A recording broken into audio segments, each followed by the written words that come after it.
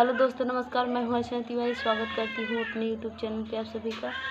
और आज मैं बता दूँ, आज हमारे बेटे का जन्मदिन है और काफ़ी टाइम हो गया। हमारी तबीयत ठीक नहीं था, इसलिए अभी तक कोई गीत नहीं पड़ा है। दीदी गा के डाली है। एक बहुत ही प्यारा सोहर गीत सुनाने जा रही हूँ। कैसे लगेगा कमेंट में ज़रूर बताना।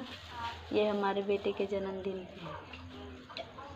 चैत के माह बड़ा झुर खर सावन बड़ा पावन, सावन बड़ा पावन हो। बहिनी रामा सीता के निकारैत, सीता जी गर्भ से, सीता जी गर्भ से हो।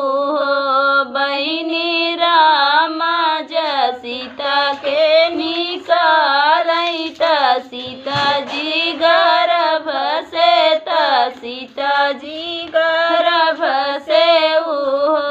एक बन गईली दूसर बनाया वरौ तीसर बनाया वरौ तीसर बनाओ। बहिनी सीता जबरई पुकारैत, धरती फाटी जाती उत, धरती फाटी जाती हो। बहिनी सीता जकरई पुकार, धरती फाटी जाती समाई हम जाइती, समाई हम जाइती।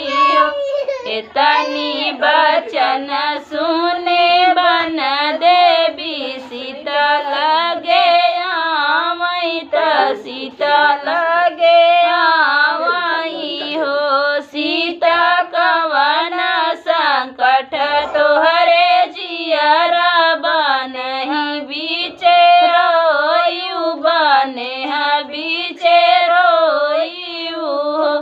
सीता कवन संकट तोहरे जियरा बने बीचे रोयु, बने बीचे रोयु। रामा मोरा घर से निकारई, देवर बन छोड़ई, देवर बन छोड़ई हो। गुरुजी नहीं मोर जियै के अधरवा रहब हम कैसे, रहब हम कैसे हो। गुरुजी नहीं मोरे जियै के अधरवा रहब हम कैसे, रहब हम कैसे हो। इतनी बचन सुने गुरुजी सीता समझावई, सीता के समझावई हो।